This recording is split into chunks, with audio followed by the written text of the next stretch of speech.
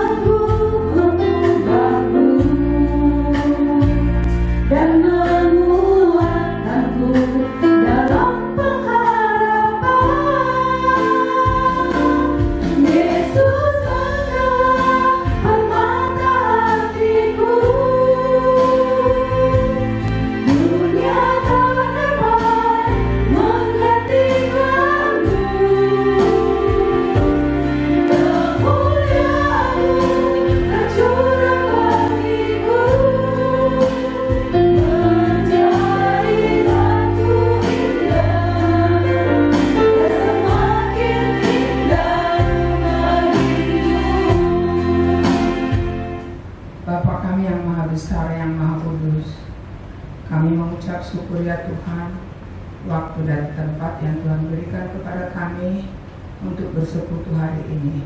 Bapa yang Maha Besar, yang Maha Kudus, kami mau ibadah ya Tuhan.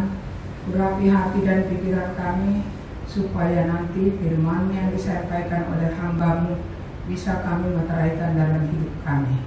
Bapa yang Maha Besar dan Maha Kudus, begitu juga saudara-saudara kami yang beribadah dari rumah, kami mengucap syukur Tuhan, dan lancarkan semua sinyal supaya mereka bisa menyaksikan dan ikut ibadah hari ini.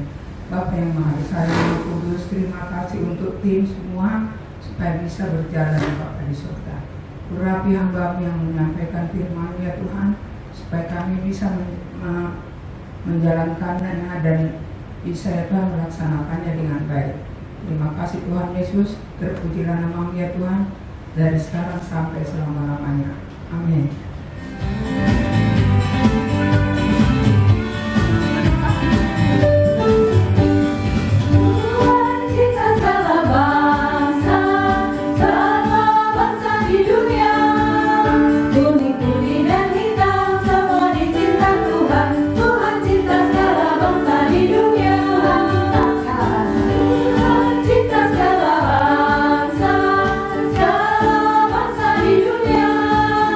Tuhan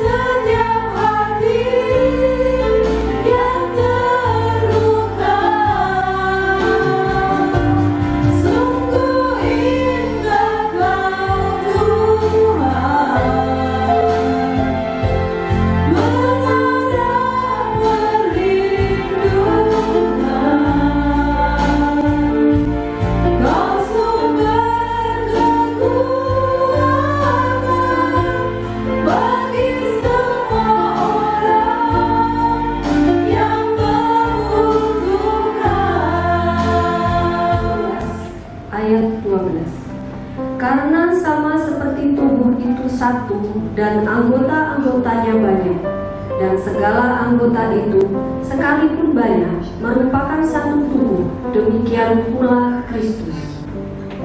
Sebab dalam satu roh kita semua, baik orang Yahudi maupun orang Yunani, baik Buddha maupun orang merdeka, telah dibaptis menjadi satu tubuh, dan kita semua diberi minum dari satu roh. Karena tubuh juga tidak terdiri dari satu anggota, tetapi atas banyak anggota. Andai kata kaki berkata, karena aku bukan tangan, aku tidak termasuk tubuh, jadi benarkah ia tidak termasuk tubuh? Dan andai kata telinga berkata, karena aku bukan mata, aku tidak termasuk tubuh, jadi benarkah ia tidak termasuk tubuh? Andai kata tubuh seluruhnya adalah mata, di manakah pendengaran? Andai kata seluruhnya adalah telinga, di manakah penciuman? Tapi Allah telah memberikan kepada anggota masing-masing secara khusus suatu tempat pada tubuh seperti yang dikehendakinya. Andai kata semuanya adalah satu anggota, di manakah tubuh? Memang ada banyak anggota, tetapi hanya satu tubuh. Mata tidak dapat berkata kepada tangan, aku tidak membutuhkan engkau, dan kepala tidak dapat berkata kepada kaki, aku tidak membutuhkan engkau. Malahan justru anggota-anggota tubuh yang nampaknya paling lemah, yang paling dibutuhkan. Dan kepada anggota-anggota tubuh yang menurut pemandangan kita kurang terhormat, kita berikan penghormatan khusus, dan kepada anggota-anggota kita yang tidak elok, kita berikan perhatian khusus. Hal itu tidak dibutuhkan oleh anggota-anggota kita yang elok. Allah telah menyusun tubuh kita begitu rupa, sehingga kepada anggota-anggota yang tidak mulia diberikan penghormatan khusus. Supaya jangan terjadi perpecahan dalam tubuh, tetapi supaya anggota-anggota yang berbeda itu saling memperhatikan. Demikian Injil Kristus.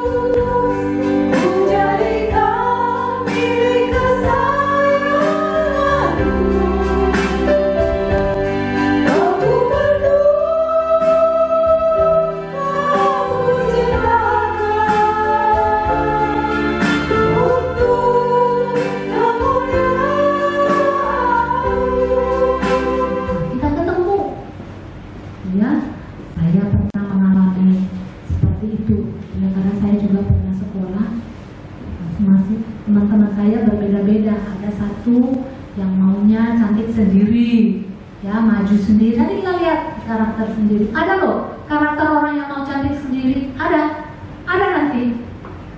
Jadi jangan dikira, iya karakter orang yang mau cantik sendiri ada. Jadi kalau Bapak Ibu menemukan orang yang mau ganteng sendiri, cantik sendiri, mau di depan terus sendiri, itu ada. Memang dia diciptakan Tuhan. Ya, oke. Next. Nah, face-nya, kenyataannya itu tadi sifat dan keinginan berbeda.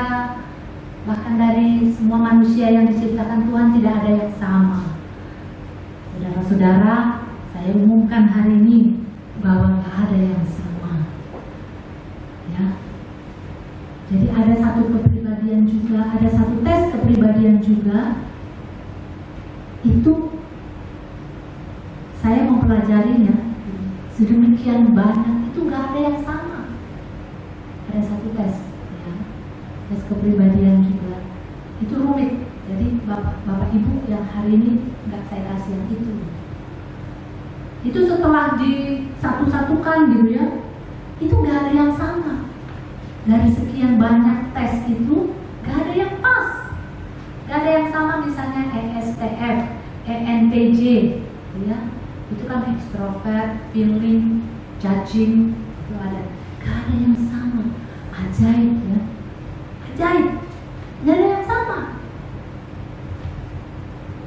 Hebatnya Tuhan ini, ya.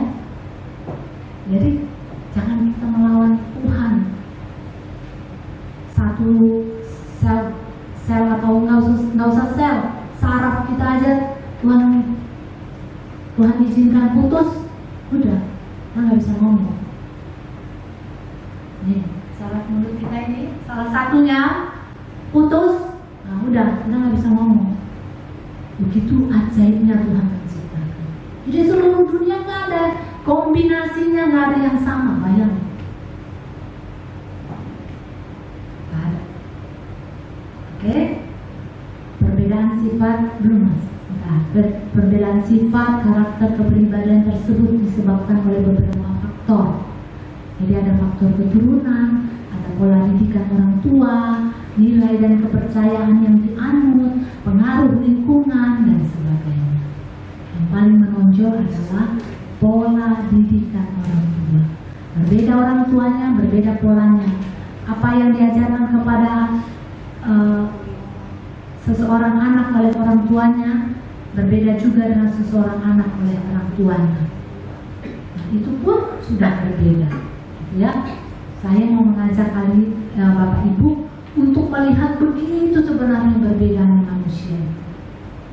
Sehingga jangan kaget kalau kita sering berselisih paham, ya, sering kita bentrok, ya, karena memang kita berbeda. Oke, nah hari ini kita mau belajar tentang kepribadian DISC. Penemu kepribadian ini yaitu William Morton Marston. Dia menemukan ini. Kemudian ada Hippocrates juga. Hippocrates itu Bapak Ibu mungkin pernah dengar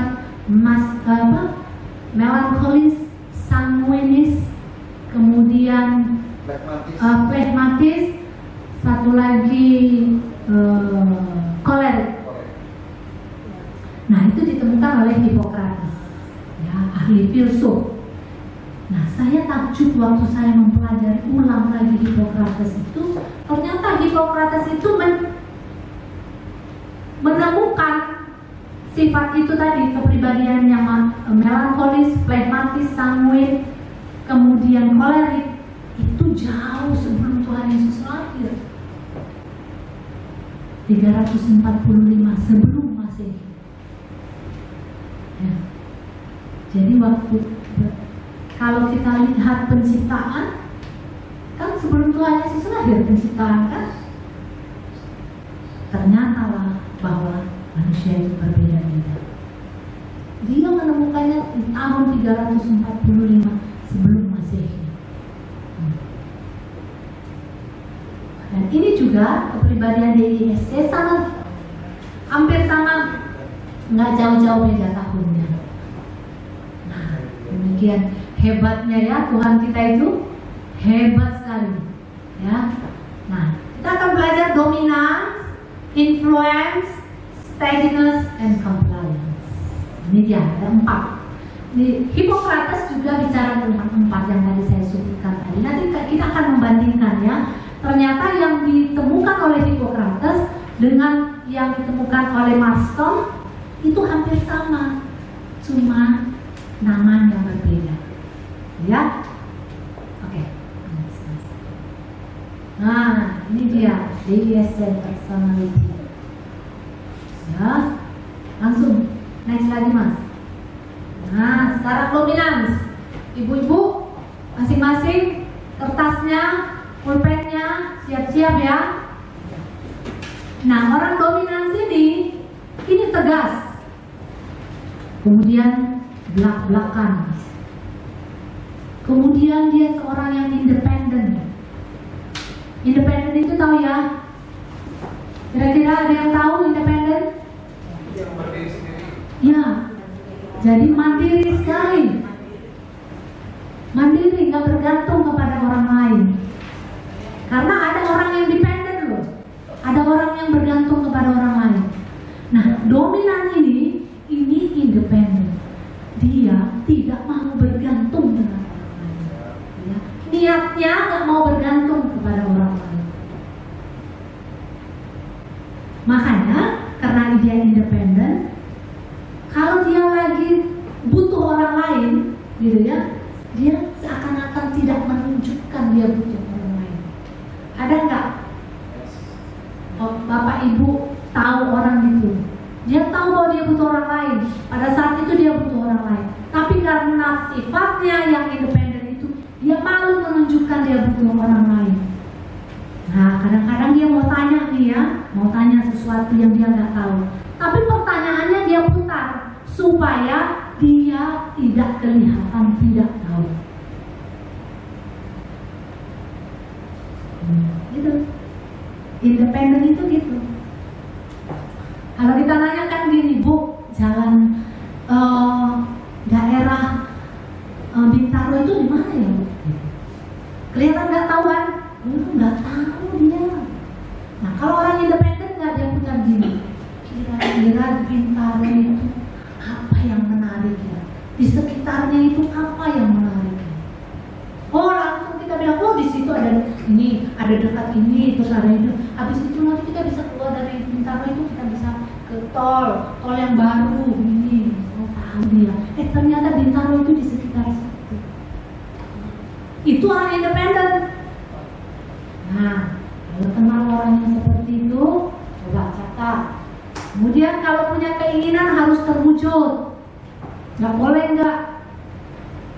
Anak-anak, Bapak Ibu di rumah kalau punya keinginan harus terwujud nih. Coba cek dulu dominans dia. Kemudian cepat menyelesaikan masalah. Nah, hal positif di dalam dirinya cepat sekali menyelesaikan masalah. Tidak bertele-tele. Terus langsung mengambil keputusan. Kalau ada konflik langsung dia maju, dia memberi diri, langsung dia katakan begini, ya begini, kamu begini, selesai. Nah, cepat menyelesaikan masalah. Kemudian mendominasi. Dia dominan, karena namanya dominan. Dia mendominasi. Apakah mendominasi? Dia yang dilihat, dia jago ngomong, mendominasi. Orang lain belum ngomong satu, dia ngomong 10. Nah, itu mendominasi. Dia, pokoknya semua dia tahu. Dan ternyata memang orang dominan ini, dia nggak boleh, dia nggak tahu. Sehingga biasanya orang dominan ini orang yang suka belajar. Jangan sampai dia tidak tahu. Dia harus mendominasi. Tapi kan manusia ada nggak taunya juga gitu ya, ada kelemahannya. Tapi orang dominan ini nggak akan nunjukin dia nggak tahu. Banyak triknya. Tuh orang dominan. Lagi-lagi kita katakan Tuhan ciptakan dia loh. Nah, Tuhan yang menciptakan dia loh. Jangan marah loh. Ya, kita sebel ya orang mendominasi. Ya, tapi ternyata Tuhan menciptakan dia loh. Lalu lebih suka menggerakkan orang lain daripada digerakkan orang lain. Nah, ini orang dominan. Dia menggerakkan orang lain. Dan kalau dia menggerakkan, teratur, beres semua. Ya, kayak kalau misalnya ketua kelas, bariskan dulu, kata gurunya, langsung dia bisa. Waktu dia berdiri aja orang udah langsung baris. Pernah nggak gitu? Tapi kalau yang satu disuruh, yang lain disuruh, siap Pak, katanya dari depan.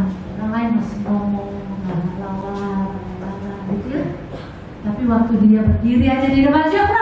Langsung orang. Karismanya. Tuh, itu dia. Lebih suka menggerakkan orang lain. Bahkan belum ngomong aja, orang lain udah nurut. Nah, itu dia. Iya. Hebat kan? Caranya gimana? Memang dia begitu, dilahirkan begitu. Karismanya memang dilahirkan begitu. Ciptaan Tuhan itu. Tapi jangan kita menjadi takut waktu ketemu orang yang seperti itu. Takutnya begini, kita jadi merasa kok kita kecil banget di depan dia ya. Dia berdiri aja, belum ngomong aja, sudah orang nurut. Kok aku disuruh siapkan barisan, gak dengar ya, sampai teriak, oh, gitu ya.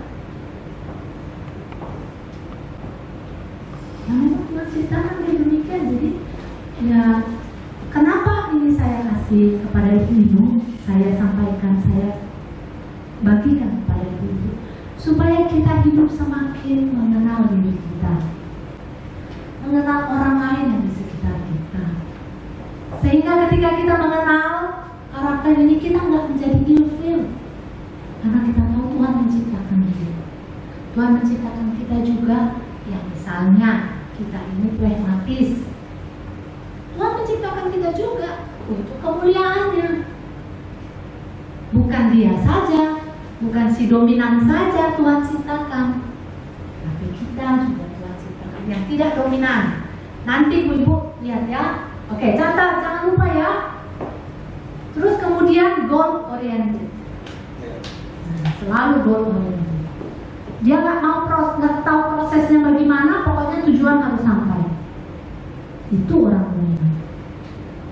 Mau prosesnya mau naik tol, terus turun tol, lewat arteri dan lain-lain sebagainya, pokoknya sampai. Nanti di sana begini, nanti di sana begini, dia nggak peduli. Yang penting mana duluan sampai, mana cepat sampai. Mau nanti bayar tol lebih mahal, nggak masalah nanti. Kalau kita kan mikirin tol itu panjang kali, gimana kalau tol dari sini aja kita lebih murah gitu ya? Kalau dia enggak, mana lebih cepat sampai, mau mahal kan, mau apa sampai. Gitu. Mudah bosan tapi dengan rutinitas. Nah, orang-orang seperti ini mudah bosan dengan rutinitas yang sama-sama begitu-gitu terus-terusan, bosan dia. Makanya kalau punya suami yang begini-gini, masak jangan itu-itu aja. Nah, bahaya. Iya. Terus ngomong jangan gitu-gitu aja. Kita mesti pintar. Kita mesti belajar juga. Jangan tahu kita gini, Pak, aku tadi dari pasar. Tadi aku beli ini. Yang kemarin. Ceritanya yang baru dong. Harus lebih kreatif. Makanya yang menjadi pasangan orang ini harus banyak belajar. Capek deh. Tapi ingat lagi, Tuhan ciptakan kita yang pasangannya dia. Berarti Tuhan melengkapi juga kita. Asalkan apa? Mau. Kuncinya mau, ya. Tenang ibu-ibu, tenang, jangan gelisah dulu, jangan cemas dulu, ya. Kemudian biasanya tipe ini seorang leader. Jadi memang sudah lahir jadi leader. Nggak sekolah pun dia nanti jadi leader di tempatnya. Misalnya nggak sekolah, jadi petani aja gitu ya. Dia jadi petani leader. Saya mengenal orang ini, mertuaku seperti ini. Ya, mertuaku seperti ini. Jadi dia cuma nggak tamat SD, tapi kalau di kampungnya dia jadi leader.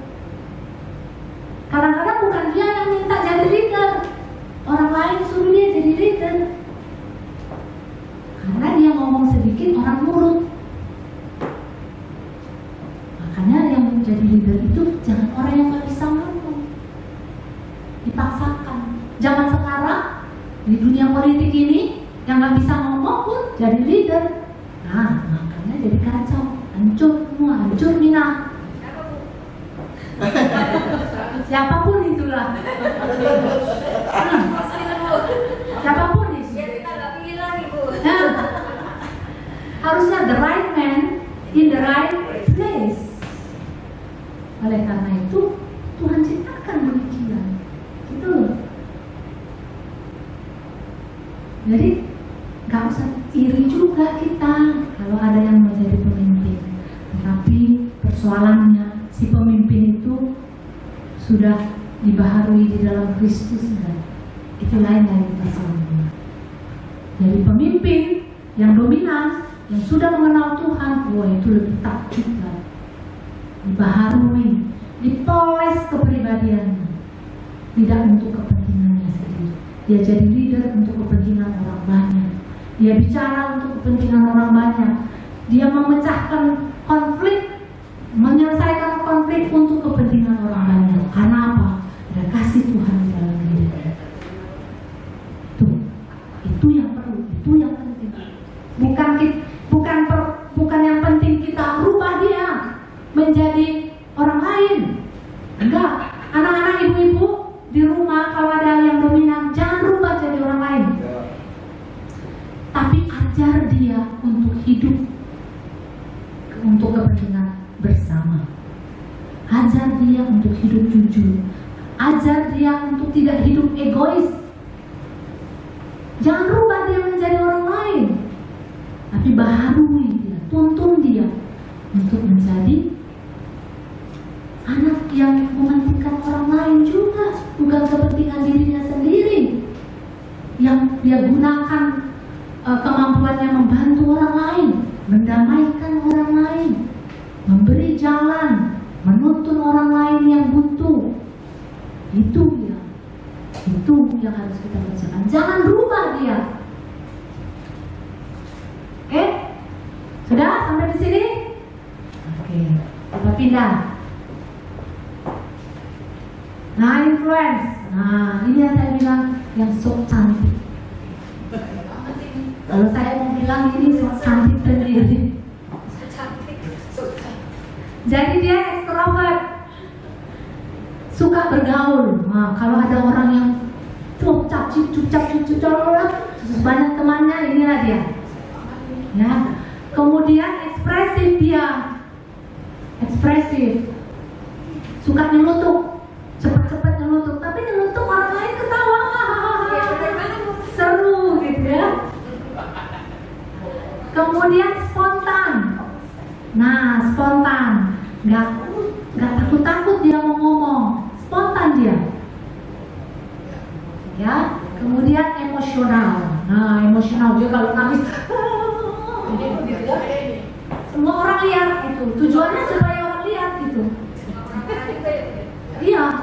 Kalau marah-marah dia marah, ibaratnya hal kecil dia jadi besar bagi dia.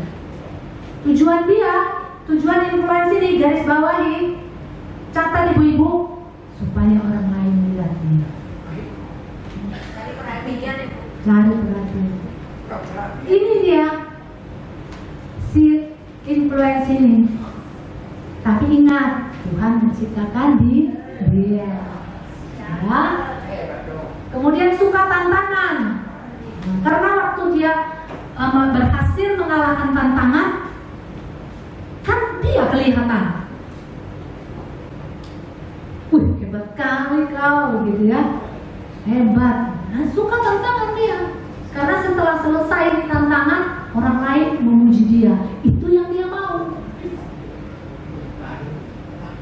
Semangatnya tinggi. Wah, gak pernah capek. Ada orang, Bapak Ibu pernah kenal orang yang gak pernah capek.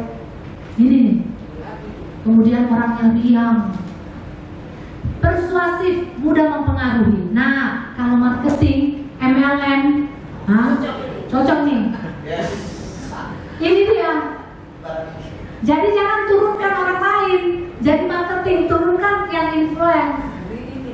Nah dia ngomong sedikit aja, sabun ini loh bu, sabun ini kemarin saya pakai, waduh wanginya gitu ya kan, wah bagus banget, bisa kulit saya jadi halus gitu ya. Padahal orang lain yang menawarkan berbusa-busa mulutnya katanya, tanda kutip, nggak dibeli. Dia cuma bilang gitu. Kadang-kadang yang dipakainya, anehnya loh, yang dipakainya pun orang mau beli. Itu dia, yang dipakainya orang mau beli, ya udah bekas pakai. Dia Tuhan ciptakan, ya, dia Tuhan ciptakan. Suka mencari popularitas. Wow. Jadi kalau artis-artis yang suka populer itu ya ini. Sekarang Instagram Bapak Ibu mengerikan pertumbuhannya. Semua di Instagram mau menunjukkan. Banyak sekarang Instagram jadi orang-orang yang biasa menjadi Instagram influencer katanya.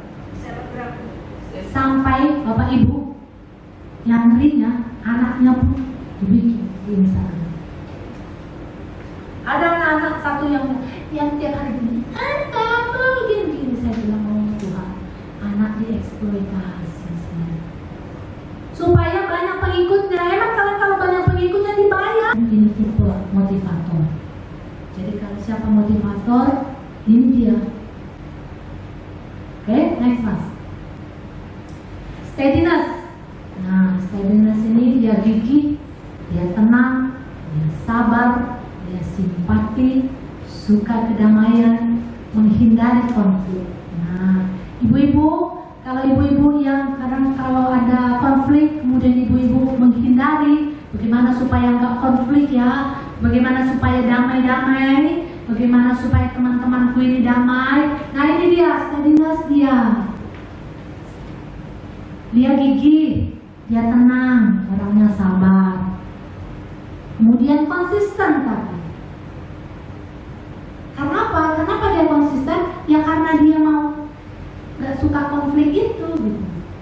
Dia gak suka bikin persoalan.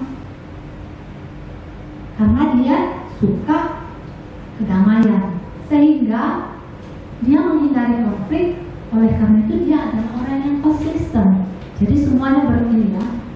Kemudian tipe yang stabil, tipe ini tidak suka perubahan yang mendadak. Nah, yang anehnya dia nggak suka perubahan mendadak. Sering kan gini, kok cepat kali, nggak bilang-bilang. Ya, kok langsung berubah, kok nggak bilang-bilang, aduh. Nah, dia cemas. Nah, ibu-ibu kalau menemukan anak yang seperti ini, jangan dimarahin, jangan dibilang begini, kamu itu persoalan yang gitu aja kok kamu nangis. Ini stres loh. Karena stres dia nangis. Sementara ibu-ibu nggak tahu kan, ibu-ibu pikir itu hal gampang. Oh kamu bisa di sekolah yang bagus, kan kamu sekolah ada teman-temanmu. Gaya ibu-ibu lah kan, ini temannya. Padahal dia nggak mau berteman dengan itu, karena dia sedang menata dirinya. Perlu dia menata dirinya sebulan, 2 bulan. Kita bawa teman-teman. Ini temanmu supaya riang anaknya. Gak bisa, dia susah dengan perubahan. Perlu ditolong untuk memahami. Tolong ibunya dengan cara apa? Gak usah dipaksa. Kalau dia belum mau berteman, gak usah dipaksa. Biarkan dia keluar sendiri dari cangkangnya. Ya, jangan kita tutup cangkangnya supaya keluar. Cangkangnya pecah. Nah, harus dibiarkan ya. Dia sendiri yang akan mau. Kurang inovatif memang orang ini. Karena itu tadi, dia maunya damai, dia nggak mau konflik. Kalau orang inovatif itu kan banyak konflik. Terus tipe pendengar yang baik. Nah ini serving. Nah kalau punya teman ini dengerin dengan baik, nah kita kita bersyukur.